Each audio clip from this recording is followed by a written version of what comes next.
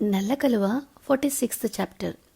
ఈ క్యూట్నెస్కి మెల్ట్ అయిపోయి ఇప్పుడు వెళ్ళి నేను సోఫాలో పడుకుంటే నన్ను సోఫాకే పరిమితం చేస్తాడీయన అని మనసులో అనుకుని, లేదు నాకు కూడా సోఫాలో పడుకోవడం అలవాట్లేదు అని బెడ్ మీద వేద్ పక్కన కూర్చుంటుంది వైషు. దెబ్బకి బెడ్ దిగి నిల్చొని వైషు వైపు కోపంగా చూస్తాడు వేద్ బాబు. మంచిది, మీరు వెళ్ళి అదే సోఫాలో అడ్డం దిడ్డంగా పడుకోండి. మళ్ళీ కింద పడి ఈసారి నడుము గట్టిగా విరగొట్టుకున్నారనుకోండి, మళ్ళీ మీకు నేనే సేవలు చేయాలి. మీ చేతులు ముట్టుకోవాలి, కాళ్ళు పట్టుకోవాలి ఇంకా అని వైషు చెప్పుకుంటూ పోతుంటే, ఎహే ఆపు అని విసుక్కొని బెడ్ మీదే దూరంగా కూర్చుంటాడు వేద్ బాబు.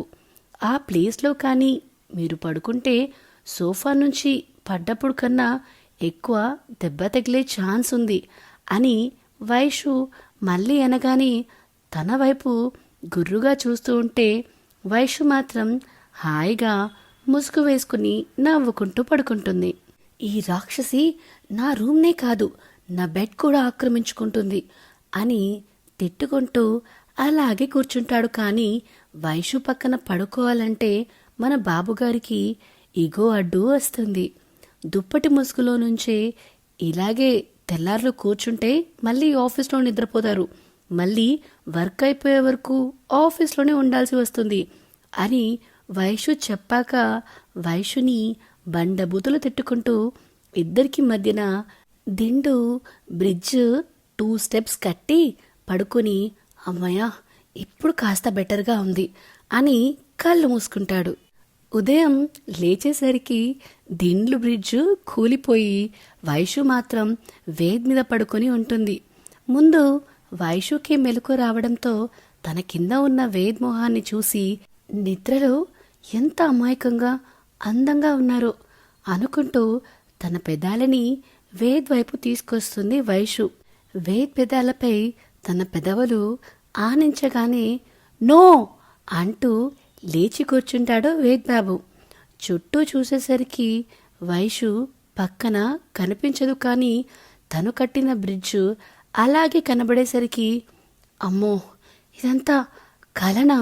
అయినా అప్పుడే నా కళ్ళలోకి వచ్చిన సౌందర్య రాశిని రిజెక్ట్ చేయకుండా ఉంటే ఇప్పుడు ఈ నల్లదయం నా కళ్ళలోకి వచ్చి ఉండేది కాదు అని నిట్టూరుస్తూ ఫ్రెష్ అవ్వడానికి వెళ్తాడు వేద్ బాబు. స్నానం చేసి టవల్ కట్టుకుని బుద్ధిగా రూంలోకి వస్తాడు వేద్ బాబు. మళ్ళీ వైషు గాని ఉంటే పరువు తీస్తుంది అని. అప్పుడే రూంలోకి వచ్చిన వైషు, ఈరోజైనా టవల్ గట్టిగా కట్టుకున్నారా లేదా అని నవ్వుతూ అడుగుతుంది. వైషు నవ్వుకి మండిన వేద్ బాబు, ఎక్కువ చేశావంటే టవల్ విప్పుకొని తిరుగుతా, అప్పుడు నా అందాన్ని చూసి తరెద్దువు గాని అని వెటకారంగా అనగానే, వద్దులే బాబు, అదేదో మన మొదటి రాత్రి చూస్తాను అని తన బ్యాగ్ పట్టుకుని కిందికి వెళ్తూ, తొందరగా రండి ఆఫీస్కి టైం అవుతుందని కిందికి వెళ్తుంది వైషు పాప. ఏంటి మొదటి రాత్రా? ఇప్పుడు ఓ 2 రాత్రులు గడిచాయి, ఏమన్నా జరిగిందా? అలాగే ఆ రోజు కూడా గడిచిపోతుంది అని తనకి తానే చెప్పుకుంటూ బయటికి వెళ్తున్న వేద్ బాబుకి తన అంతరాత్మ ఎదురై, నువ్వు ఎంత వద్దనుకున్నా ఆ నల్ల పిల్లతోనే పెళ్లి జరిగినప్పుడు నీ శోభనం కూడా జరిగిపోతుందేమో కదా, ఒక్కసారి ఆలోచించు అని అంతరాత్మ మాయమైపోతుంది. భయం పట్టుకుంటుంది వేద్ బాబుకి.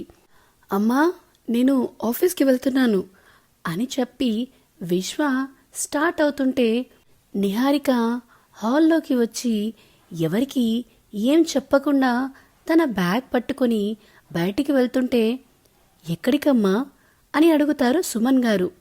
ఆ మాటకి ఆగిపోయిన నిహారిక వెనక్కి తిరిగి, అన్నీ మీకు చెప్పి చేయాలా అని విసుగ్గా ముందుకు వెళ్ళిపోతుంది. తన మెడలో ఉన్న ఐడి చూసి తను తన జాబ్కి వెళ్తుందని అర్థం చేసుకుని, తను జాబ్కి వెళ్తుంది నాన్న, మీరు ఫీల్ అవ్వకండి అని చెప్పి తను కూడా ఆఫీస్కి స్టార్ట్ అవుతాడు బైక్ మీద. తను రోడ్ మీదకి వెళ్ళేసరికి నిహారిక క్యాబ్ కోసం చూస్తుంటే బైక్ తీసుకెళ్ళి తన ముందు ఆపి డ్రాప్ చేయనా అని అడుగుతాడు విశ్వ. అవసరం లేదు, నేను వెళ్ళగలను అని అప్పుడే క్యాబ్ రావడంతో విశ్వని కోపంగా చూస్తూనే క్యాబ్లో కూర్చుంటుంది నిహారిక. తను వెళ్ళగానే విశ్వ కూడా ఆఫీస్కి వెళ్ళిపోతాడు. వేద్ వెళ్ళి ఆఫీస్లో తన ప్లేస్లో కూర్చోగానే హాయ్ బ్రో అని వినిపించి పక్కకి తిరిగేసరికి నిన్నటికన్నా ఎక్కువగా రెడీ అయి వస్తాడు నూతన్ బాబు. రే ఏంట్రా ఈ అవతారం అని వేద్ మొహం చిట్లించుకొని అని అంటే, అది బ్రో నేను వైషు మేడంని పడేయాలని ఇలా అందంగా రెడీ అయి వచ్చాను అని పల్లెకిలిస్తూ మరీ చెప్తాడు నూతన్ బాబు.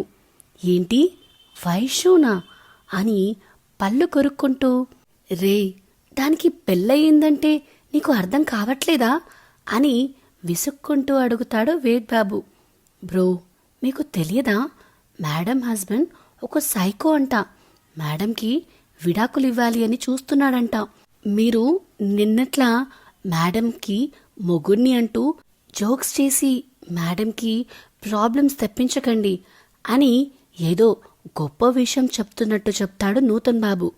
నీకెవర్రా చెప్పింది దాని మొగుడు సైకో అని అని సీరియస్గా అడుగుతాడు.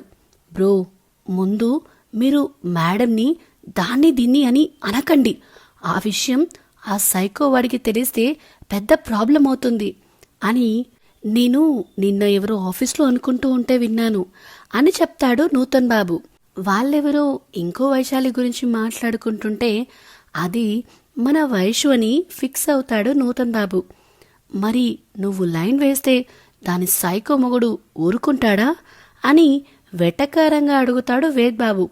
హా నేనేమన్నా వాడికి తెలిసిలే లైన్ వేస్తానా, ఏదో నువ్వు నా బెస్ట్ ఫ్రెండ్వి అని నీకు మాత్రమే నా ప్రేమ గురించి చెప్తున్నాను. మేడంకి విడాకులు అయిపోయాక తనకి నేను గొప్ప జీవితాన్ని ఇవ్వాలి అనుకుంటున్నాను అని కళ్ళు ఒత్తుకుంటూ మరీ చెప్తాడు నూతన్ బాబు. సో ఇదేనండి నల్ల కలువ 46th చాప్టర్. ఎలా అనిపిస్తుంది మీకు ఈ స్టోరీ? మీ అభిప్రాయాలను కామెంట్ రూపంలో మెన్షన్ చేయండి. ప్రస్తుతానికైతే ఈ వీడియో కనుక మీకు నచ్చినట్టయితే ప్లీజ్ లైక్ అండ్ షేర్ చేయడం మాత్రం అసలు మరవకండి. Thank you, bye.